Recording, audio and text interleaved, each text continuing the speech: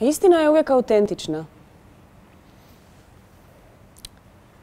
Istina je...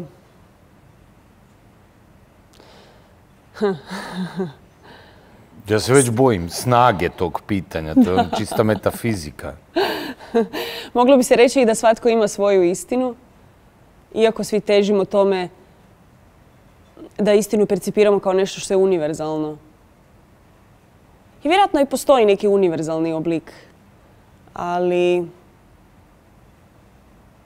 važno je zapravo za svakoga od nas da bude istinit sam prema sebi za početak. A to je jedna pozicija do koje nije lako doći, do koje je često i dug put i koja kad podrazumijeva u stvari i esenciju života. Ja? Traženje one točke u kojoj si ti to što jesi, pa kako god. Da, ja bih rekao da je to gotovo nemoguće. Ali rekao bih da je istina i taj kao cilj, kao neka sila koja te onda privlači kroz cijeli život, zapravo jer tragaš za njom. Tragaš za njom i u nekim malim stvarima, i u odnosu, i u cilju života, i u, ne znam, razrješenju neke uloge. Stalno tražiš za tu istinu, za tu neku savršenu formu koja je zapravo vjerojatno i neuhvatljiva, kao ono ljubav, život i te neke metafizički pojmovi o kojima se može napisati 1000 knjiga i ima ih, a i dalje nema jedan udžbenik koji bi jasno nam objasnio kako funkcionirati i u ljubavi, kako funkcionirati u životu i što je zapravo istina za bilo koji pojam koji stavimo pred sebe. Evo, ja bih mogla reći da sam zapravo svoju istinu možda najbliže dotaknula u trenutku kad sam postala mama. Kad si bila? Kad sam postala mama. Aha. Znači, ta pozicija je za mene bila pozicija u kojoj sam napokon onako sa oba dvije noge stala na tlo i gdje sam sa sebe onako sasula sve nekakve nevažnosti i sporedne stvari i gdje sam se nekako uzemljila, evo. I tu sam se osjećala autentična, svoja i unapologetic. Kako bi se reklo, evo.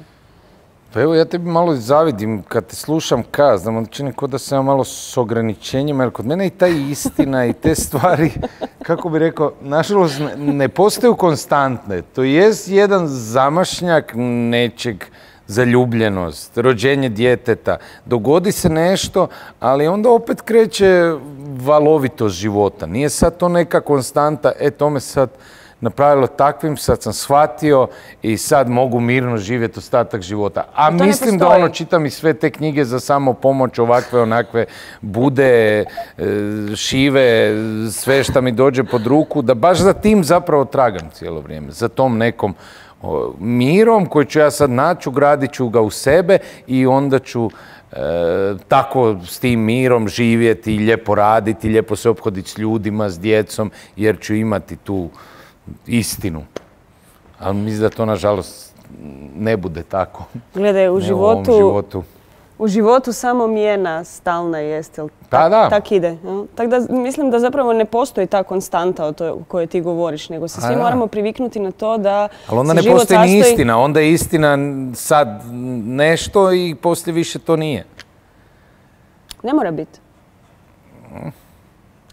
Ako ti prihvatiš sebe zapravo sa svojim amplitudama i te amplitude su tvoja istina, to ne znači da moraš sad ići u ekstrem. Da, ali ja želim svoju istinu bez nekih mana koje imam, koje se godinama želim riješiti. Ne želim prihvatiti da je ovo istina. Ako sam se sad okrenuo prema sebi, ja govorim, u mom nekom snu ili ideji je istina nekakav puno drugačiji ja od ovog koje je sada. Ja sam se naučio živjeti, nije da ga ne volim, mrzim ili da imam problema s njim, ali nije to šta bi ja htio. Ima puno prostora za napredak. Ja mislim da je život nešto s čim se naučiš živjeti. Pa tako i sve ono što proizlazi iz toga, jel?